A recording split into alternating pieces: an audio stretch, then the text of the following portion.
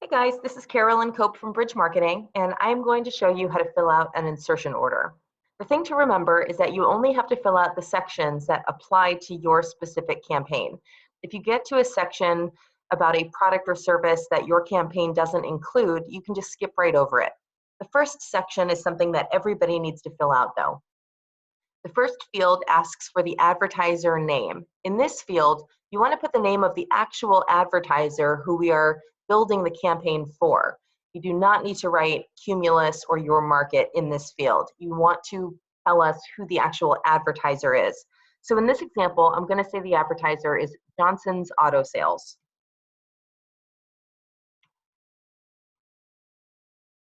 The next field is important. This is the name of the campaign that will appear on the invoice when we bill your market for the campaign.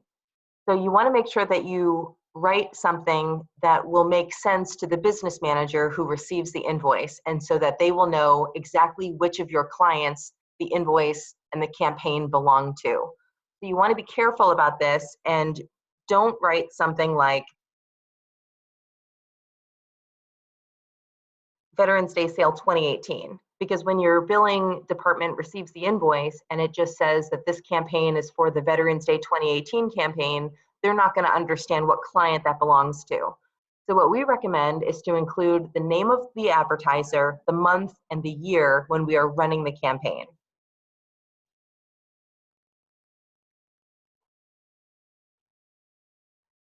The order placed date is today's date. And the point of contact would be your email address.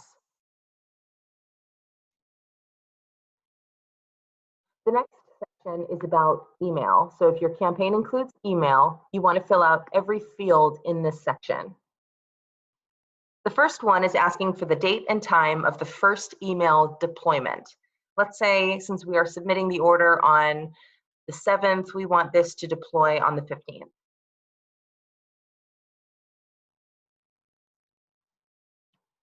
Are we doing a remail? Yes. A remail is a second email deployment that is sent to the exact same target audience group who received the first deployment, and it also uses the same creative. If we are including this, what are the dates and times of the remail? Let's send this one out on the 22nd, a week later. Target audience, description, or count ID. So if you requested an audience count, or if you requested a proposal for this particular client, you already have a count ID. Whenever we send you an audience count, it comes with a 5 or 6 digit number that references that specific count. So if you received that, you can simply type it in here. If you didn't receive that, you can just give us the description of who you're trying to reach.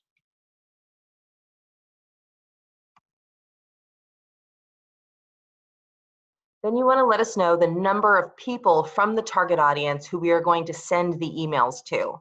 So there are some cases when we might pull a count for you, or maybe you haven't pulled the count yet at all, and there are 100,000 people within the audience group. But maybe your client can only afford to send an email to 35,000 of them. Or maybe we only want to target a smaller portion of the audience so that we can really ramp up and deliver a higher ad frequency of the multi-channel ads with their budget. If that's the case, you need to tell us exactly how many individual people we are sending each email deployment to. So in this field, what you don't want to write is 2. You don't need to tell us that we're doing 2 deployments, one on the 15th and one on the 22nd. We already know that because we asked you the dates. What we're asking is how many email addresses are supposed to receive each of these deployments. So let's say in this example, we're going to send it to 33,333 people. For the click-through URL, this is the landing page of the website where we are driving traffic. And if there's more than one, you can simply indicate that in the notes section at the bottom of this email portion of the IO. The from line should be the name of the client. And the subject line It could be something that's very easy to come up with based on the creative that your client provides to you. A lot of times if they tell you what the offer is going to be, we can mimic the subject line to reflect that. If you're not sure what the subject line could be, you could always write, please make a recommendation. For this example, I'm going to say,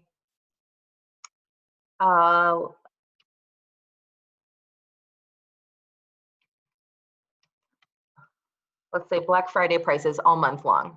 Do you want the recipient's first name in the subject line? Yes.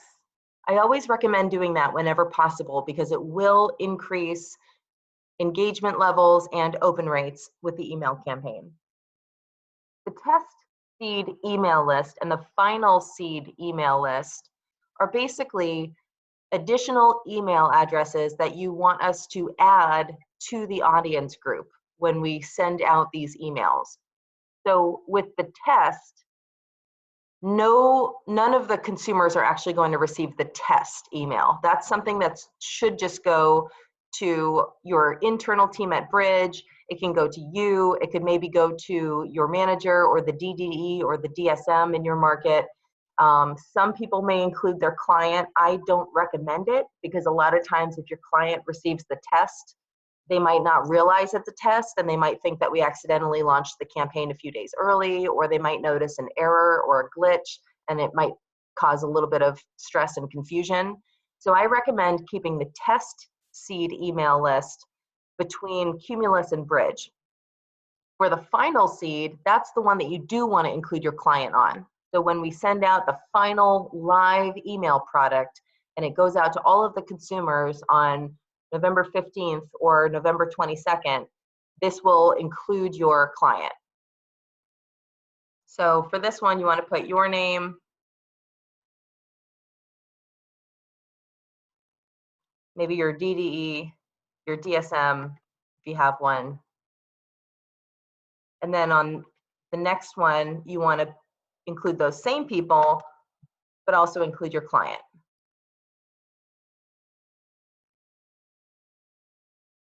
If there are any special notes, you can indicate them at the bottom of the page. It's also very helpful, by the way, when we ask you for the deployment dates, include the time that you wanted to deploy also, just in case there's a certain time of the day, or if you're in a certain time zone and you want to be specific, you can indicate that here. So for these, I'll put 10 a.m. Eastern time. If you don't include it, it's not a huge deal. We'll just reach out to you and confirm. So the next section is for multi-channel. If your campaign includes multi-channel, please fill out all of the fields on this section. It's very straightforward. The dates that we should begin running the ads. Let's do the 15th, the same day that the email deploys, and the date we should stop running the ads. Let's do the end of the month. As you guys know, we always recommend 3-month campaigns, or at least a 30-day campaign. If it's something special like a Black Friday promotion or something that's time sensitive or promoting a specific event, those are really the only cases when we should do shorter campaigns. But then in that case, we would want to make sure that we set the appropriate expectations with the client where it's really more of a branding campaign and we're just promoting a sale. We're not trying to get a large number of conversions. If conversions are the goal, you really want to make sure that you have a longer running campaign so that we have time to really optimize what we're seeing, analyze the data, and continue to make tweaks to improve performance and make sure that we're really nailing those conversion goals. Next is the click-through URL. So same thing, this is going to be the website that we are directing traffic to when they click on the ad.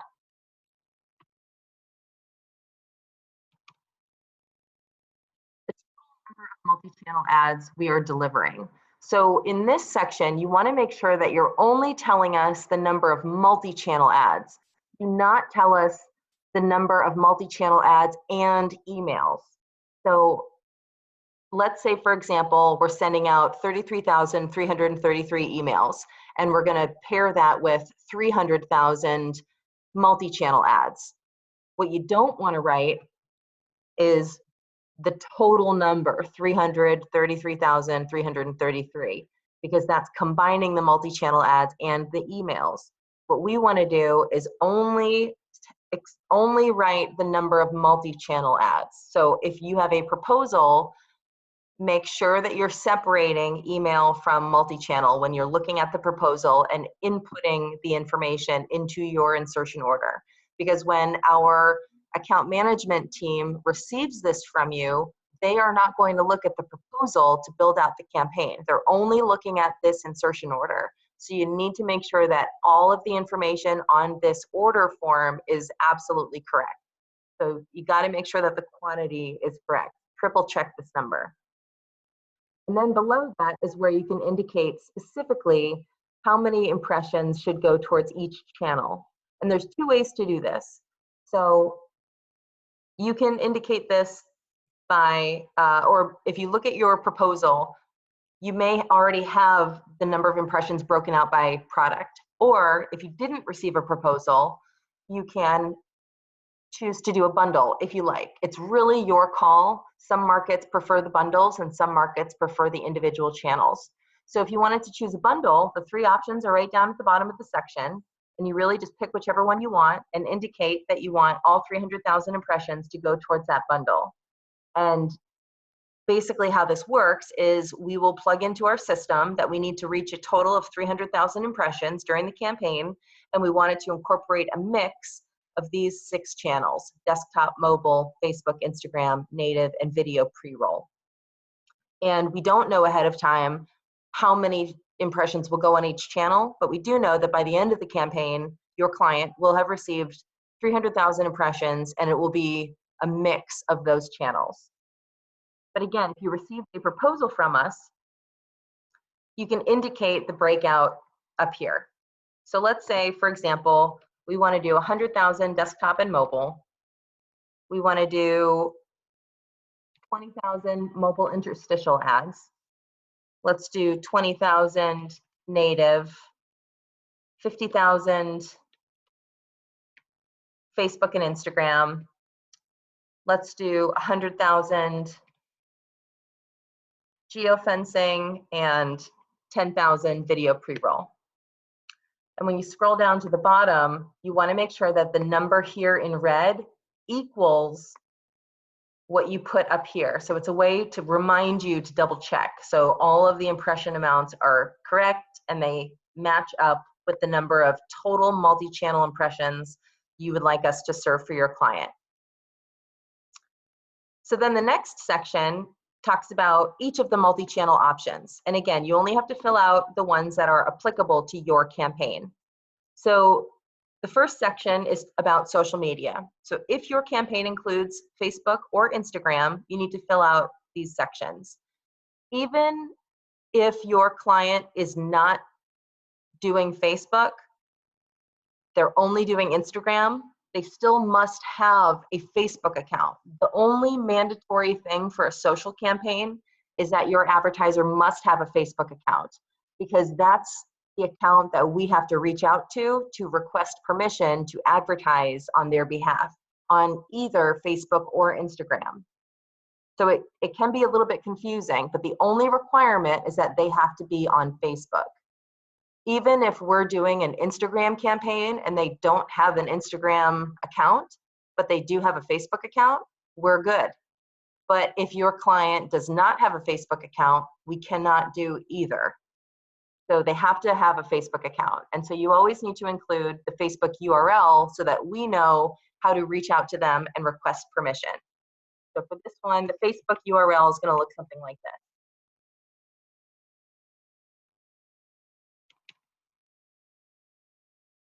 Then you want to write the link description. If you're doing a Facebook campaign, usually Facebook ads look like this image over to the right.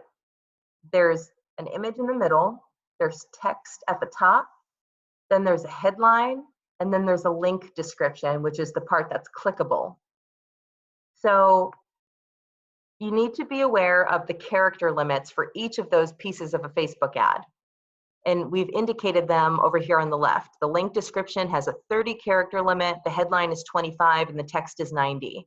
A character could be a letter, a punctuation mark, or a space. Those are all characters. So when you put this information in, you need to make sure that you count and ensure that you do not exceed the character limits. Otherwise, we'll have to reach back out to you, and that could delay the turnaround. So to get the fastest launch possible, you want to make sure that you're filling this out correctly. So for this one, I'm just going to right click here. For the headline, I'm going to write huge savings all month. And then with the text, I have a little more room. I've got 90 characters.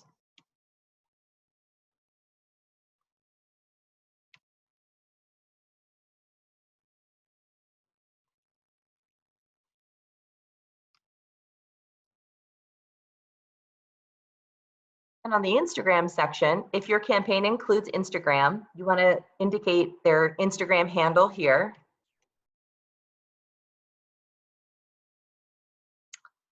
For the caption, what I usually do, since you have 125 characters, I usually just copy whatever I put in the Facebook text and I paste it right down here. And then I also just make sure I indicate an action. So I'll even add usually the link description to the end. And then you want to say the click-through URL, because remember, when somebody clicks on an Instagram ad, they don't go to the Instagram page of the advertiser. They're taken to the advertiser's website. And that's why we're able to do an Instagram campaign for an advertiser who may not even have an Instagram account. Because as long as the consumer is on Instagram, we serve them the ad, they click on it, and they go to the website. So there's no Instagram page of the advertiser involved.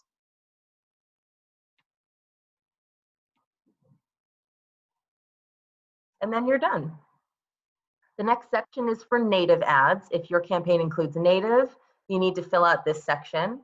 And a native ad can have two different formats. There's a mobile version and a desktop version, or a long version and a short version. The mobile is the short, the desktop is the long. And really the only difference is that because mobile ads have a smaller screen, the text or the copy needs to be shorter. A desktop has much more room on that screen so that the copy can be longer. So here's what a native ad looks like. If you look over to the right, there's an image, then there's a title, and then there's a description. Let me move this down. It looks like this. The title is this bold, and then the description is below it. So if you have a short title, basically these two titles will be the same, just one has to be a shorter version of the other. So for example, I'm going to write huge savings all month. But then on the long title, I can write something a little bit longer.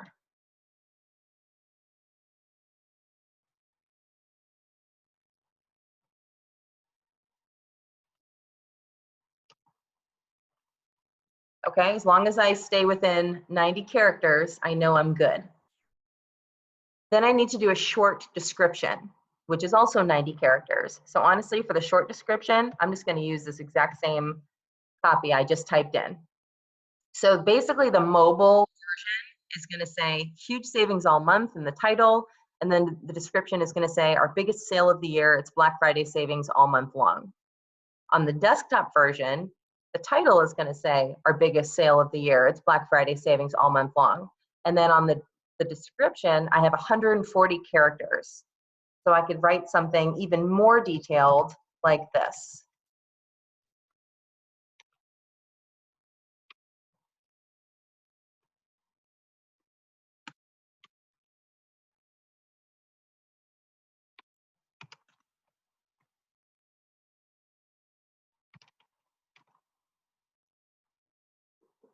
And then you're all set. So the next section is programmatic audio. If your campaign includes programmatic audio, you need to fill out this section. All you need to let us know is the target audience if it's different from the people-based audience that we indicated above. I always recommend just using the same audience. So just indicate that here, special notes, that's it, and you're done. When you submit the IO on our portal, that's where you would attach the 15 or the 30-second programmatic audio spot or that commercial clip. With Connected TV, it's the same thing. Let us know If there's a different audience from what we indicated above, which was auto intenders who live within Boston, Massachusetts, I always recommend using the same audience if you can, because remember, if you target the audience within our database, that means you'll get a matchback report. If we don't target the audience through the database, you will not get a matchback report. So the targeting and the proof of ROI will be more accurate for your advertiser if you target through our database. And that's why I always recommend doing that whenever you can.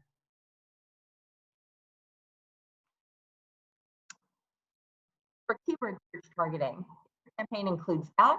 This is where you would indicate what types of keywords you want us to target. And you can just give us categories. You can be as specific or vague as you want. And there's no limit to the number of categories. But honestly, what I recommend, instead of listing out every single keyword you can think of, I would say, please use any keyword related to auto sales, buying a car, researching a car, etc. And our team will understand that this is a campaign trying to get somebody to go to an auto dealer and purchase a car. So they'll use their recommendations and expertise to make sure that we incorporate all of the keywords that make sense. For behavioral targeting, this is where you would let us know any behavioral characteristics we should target.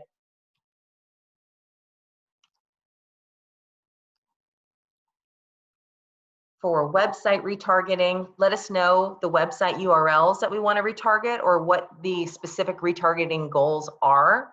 So if we want to retarget everybody who just visits the entire website, I'll just type in the website here. But maybe I only want to target people who visit the new inventory page.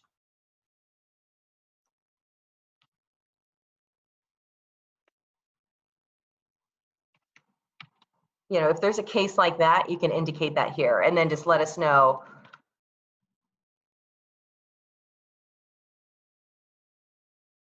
You know, or if you want, you can say, you know, please retarget. If let's say this is not an auto campaign and you want to target, you know, people who visit or people who put something in their shopping cart but don't actually buy it.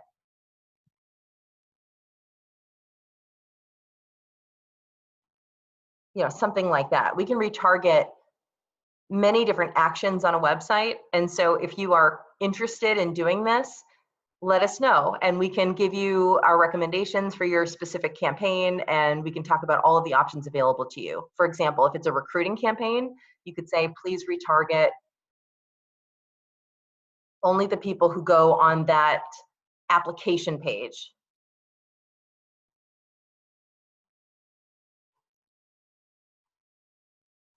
And that way the retargeting ads are going to the people who you know are interested because they went to the application page on the website, but maybe they just didn't finish filling it out because they didn't have time. So what we can do is retarget those people and keep reminding them to go back and apply for that job.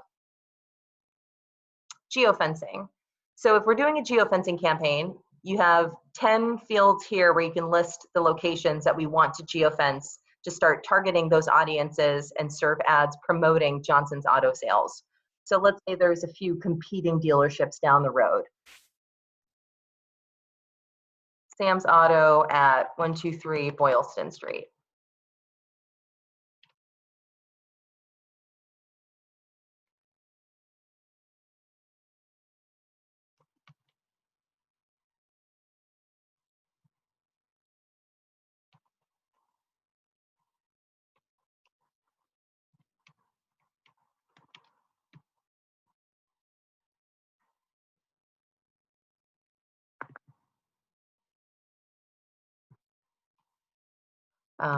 Let's see.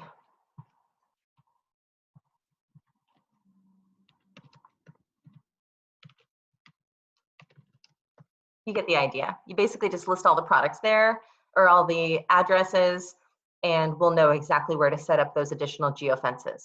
How large should the geofences around each location be? You could say, please make as small as possible. You could say something like 1/4 mile radius if you want to be specific. And that way we'll know how to set up the size of each location.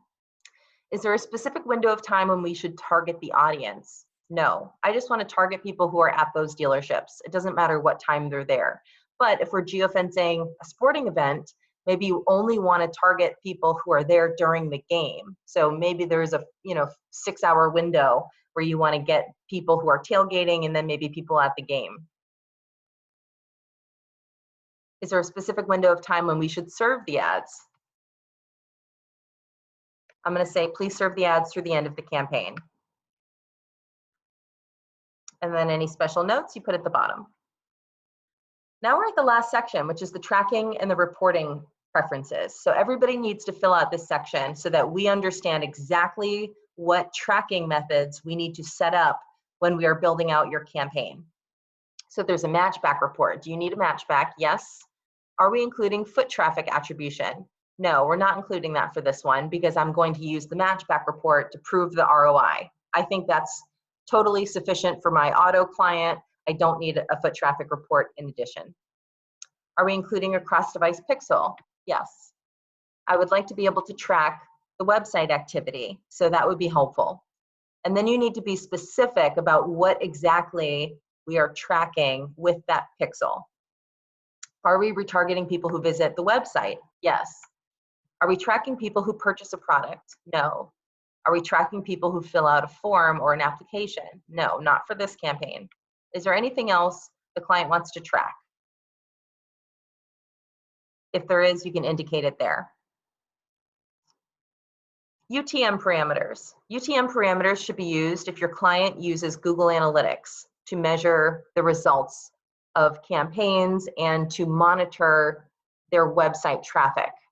And if they are using Google Analytics, basically what a UTM parameter does is it will indicate to your advertiser all of the people who visited their website as a result of being exposed to our ad. So when they look in Google Analytics, the website traffic sources will all be listed. So if people visit their site because of an ad they saw on Facebook, it'll show that the source was Facebook. Or if they see an ad, or let's say people land on the website because they Googled auto dealers in Boston and Johnson's Auto Sales popped up and they clicked and they visited the website. The source would say Google search. Here, any consumer who sees our ad, clicks on it and goes to the website that way, it'll show in Google Analytics that they came from our campaign. So it's one other way that your advertiser will understand that our campaign is successfully driving traffic to their website. And down here is where you indicate how we're going to communicate that to your advertiser when they look in Google Analytics. And every source has 3 parts to it. There's a campaign, a source, and a medium.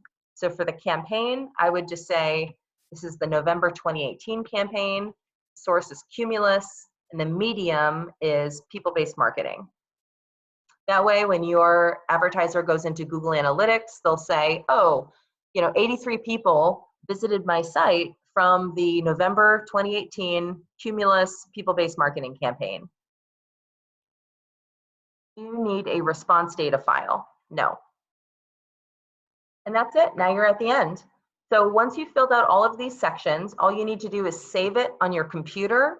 And then when you visit our portal and you click on the order entry button, you upload this portal to the form. And when you click submit, you'll get an automated bounce back confirming your submission. And that's the moment when our account management team will receive your IO and immediately start building out your campaign. And the more specific you can be when you fill this out, the faster it'll take for us to build out your campaign and get it live for you. So if you guys have any questions, let us know. Thank you so much, and we'll see you soon.